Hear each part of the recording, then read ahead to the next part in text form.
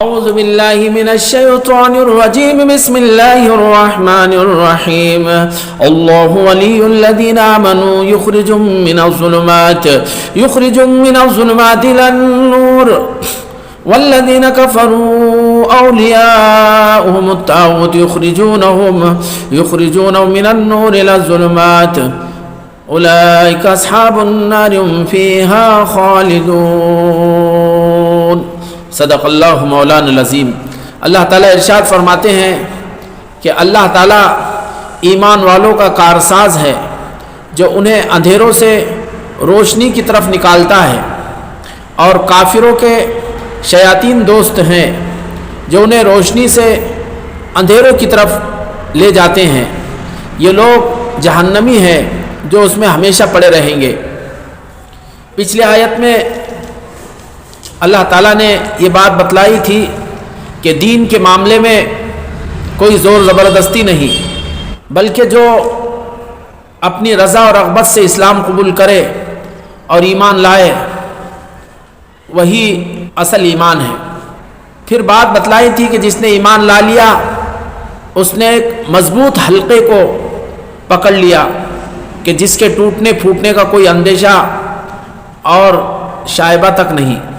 پھر ایک مرتبہ اللہ تعالیٰ نے انسانوں کو ایمان لانے کی ترغیب دی، اور ایمان لانے پر انہیں کیا حاصل ہوگا اس کا تذکرہ فرمایا کہ ایک بات یہ فرمائی کہ جو ایمان لا لے اللہ تعالیٰ اس کا کارساز اور اس کا ولی بن جائے گا، اللہ تعالیٰ اس کا سرپرست ہو جائے گا، اللہ تعالیٰ اس کا ناصر اور مددگار ہوگا۔ اللہ ولی الذین آمنوا۔ اور پھر کیا ہوگا؟ یخرجهم من الظلمات الی النور، کہ انہیں اندھیروں سے نکال کر روشنی کی طرف لائے گا، کہ جنہوں نے ایمان لایا ان کو اندھیروں سے، تاریکیوں سے، ظلمتوں سے اور دنیا کی گمراہیوں سے نکال کر راہ ہدایت پر لائے گا، اور انہیں روشنی اور ایک نور عطا فرمائے گا۔ ان کی زندگی چمکدار ہو جائے گی کہ جو لوگ ایمان لا لیتے ہیں ان کا سرپرست اور ان کا کارساز ہو جاتا ہے، اللہ ان کا معاون اور مددگار بن جاتا ہے۔ سورہ محمد میں اللہ نے فرمایا ذالک بان اللہ مولا الذین آمنوا وان الکافرین لا مولا لهم، کہ اللہ تعالیٰ ایمان والوں کا سرپرست ہے اور کافروں کا کوئی سرپرست نہیں۔ تو اللہ تعالیٰ جہاں بندہ ایمان قبول کر لیتا ہے، جہاں بندہ اسلام کے دائرے میں داخل ہو جاتا ہے، جہاں بندہ کلمہ لا الہ الا اللہ پڑھ لیتا ہے، اللہ کی سرپرستی اور اللہ کی طرف سے مدد اور نصرت اس کو حاصل ہوتی ہے۔ جیسے کہ قرآن پاک میں اللہ نے فرمایا، اور پھر اللہ تعالیٰ اس کی ہر لمحے اور ہر موڑ پر اس کی رہنمائی فرماتا ہے، ہر مشکل سے نکلنے کا راستہ اس کے لیے آسان فرماتا ہے۔ فرمایا کہ وَمَن يَتَّقِ اللَّهَ يَجْعَل لَهُ مَخْرَجًا، کہ جو اللہ سے ڈرے گا اللہ تعالیٰ اس کے لیے ہر مشکل آسان کر دیتا ہے اور تنگی اس کے لیے کشادہ کر دیتا ہے۔ یہ بات نہیں ہے کہ دنیا میں اس کی آزمائش نہیں ہوتی، آزمائش ضرور ہوتی ہے، امتحانات سے وہ ضرور گزرتا ہے، اور دنیاوی اعتبار سے اس پر حالات ضرور آتے ہیں، لیکن وہ ایک آزمائش ہوتی ہے، اس کے ایمان کو پرکھا اور جانچا جاتا ہے۔ لیکن اللہ تعالیٰ اس حال میں بھی اس کو سکون اور اطمینان نصیب کرتا ہے۔ اس پر مشکلیں اور پریشانیاں آتی ہے، لیکن چونکہ وہ اللہ پر اس کا توکل اور بھروسہ ہوتا ہے، اس کو اللہ کے ذات عالی کا یقین ہوتا ہے، پریشانی اور مشکل کے حالات میں بھی اس کو قلبی سکون اور قلبی راحت ملتی ہے۔ تو خلاصہ یہ ہے کہ اللہ تعالیٰ ایمان والوں کی سرپرستی فرماتا ہے، اور پھر ان کو اپنی رحمت سے اور اپنی توفیق اور ہدایت کی بنیاد پر ان کو ہر گمراہی، ہر بے راہ روی نکال کر روشنی عطا فرماتا ہے۔ زندگی کے ہر مسئلے میں اللہ تعالیٰ اس کی صحیح رہبری اور رہنمائی فرماتا ہے۔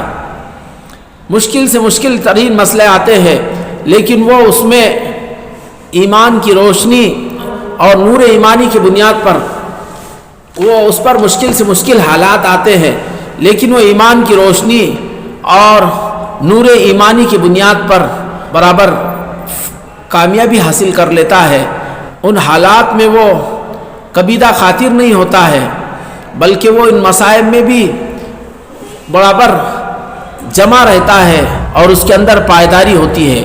تو قرآن پاک میں اللہ تعالیٰ نے اس کا جا بجا تذکرہ کیا ہے کہ جو لوگ ایمان لاتے اللہ تعالیٰ ان کو جہنم سے، ان کو گمراہی سے اور ان کو اللہ تعالیٰ ہلاکت سے نکالتا ہے، جیسے اللہ تعالیٰ نے سورہ آل عمران میں فرمایا کہ کنتم علی شفا حفرۃ من النار فانقذکم منہا، کہ تم جہنم کے گڑھے کے کنارے پر تھے لیکن اللہ تعالیٰ نے تم کو اس سے بچا لیا۔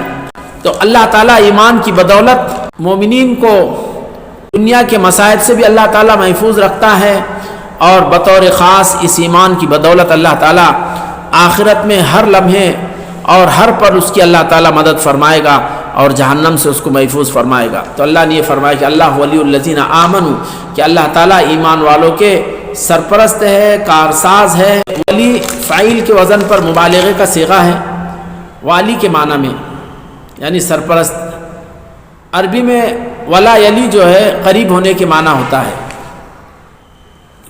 یوں کہا جاتا کہ داری تلی دارہا، کہ میرا گھر اس کے گھر سے جڑا ہوا ہے، ملا ہوا ہے۔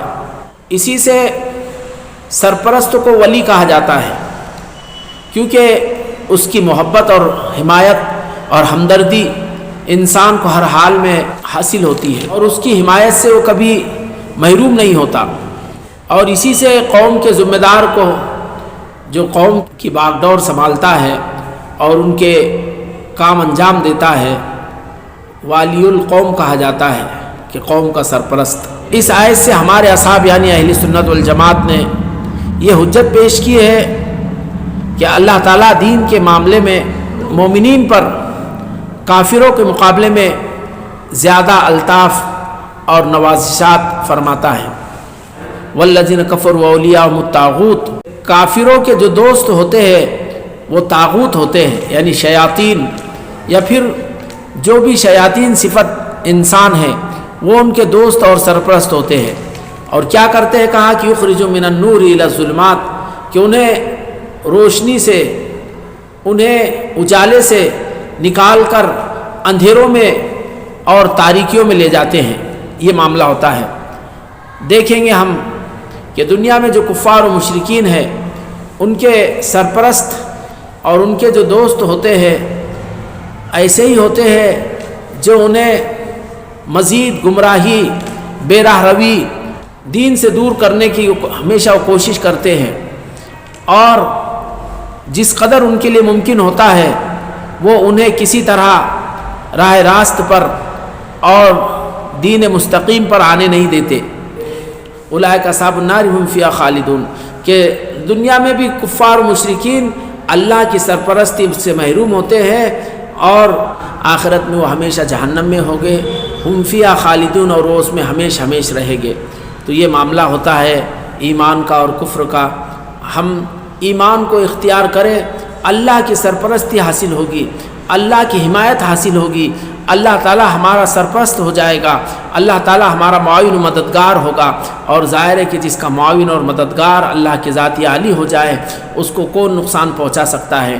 ہاں یہ پھر یاد رہے کہ دنیا آزمائش کی جگہ ضرور ہے، یہاں امتحان ہوگا، ایمان والوں کا بھی امتحان ہوگا، بلکہ ایمان والوں کا زیادہ امتحان ہوگا۔ اللہ تعالیٰ یہ پرکھنا چاہتے ہیں کہ کون سچا ہے اور کون جھوٹا ہے، کون کھرا ہے اور کون کھوٹا ہے، یہ اللہ تعالیٰ دیکھنا چاہتے ہیں۔ فرمان ربانی ہے وَلَيَعْلَمَنَّ اللَّهُ الَّذِينَ صَدَقُوا وَلَيَعْلَمَنَّ الْكَاذِبِينَ، کہ اللہ تعالیٰ کون سچے ہیں اللہ ان کو بھی ضرور جان لے گا، اور کون جھوٹے ہیں اللہ ان کو بھی ضرور جان لے گا۔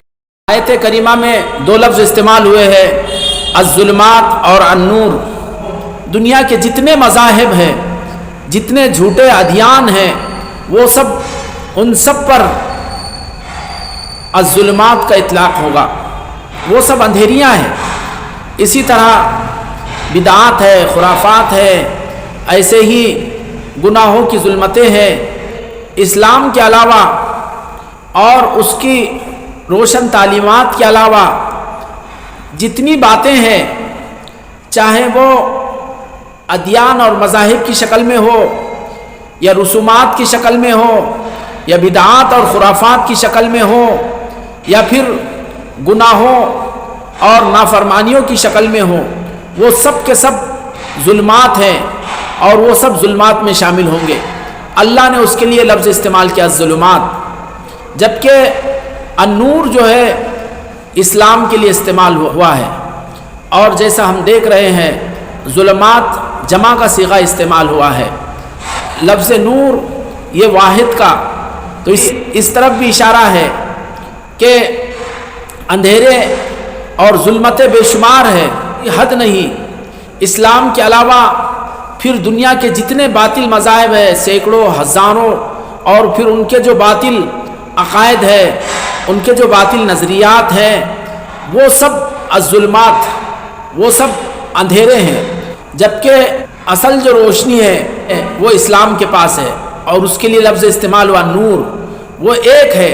تو اس سے خود اندازہ ہوتا ہے کہ نجات کا صرف ایک راستہ ہے اور وہ ہے اسلام، کامیابی کا ایک ہی راستہ ہے، روشنی صرف ایک ہی راستے میں ہے، اور وہ ہے قرآن اور احادیث سے مل کر جو سنت کی شکل میں جو نبی پاک صلی اللہ علیہ وسلم نے امت کے سامنے پیش کیا، اور جس پر صحابہ نے عمل کیا، اور اس طرح جو سلسلے وار امت کے پاس جو دین چلا آ رہا ہے، اس میں جو الگ الگ شکلیں اور اس میں جو الگ الگ طریقے ایجاد کیے گئے ہیں، وہ سب اس نور سے ہٹ کر وہ ظلمات میں شامل ہوں گے۔ تو یہ تمام باتیں اس آیت کے ضمن میں ہمیں یاد رہنی چاہیے۔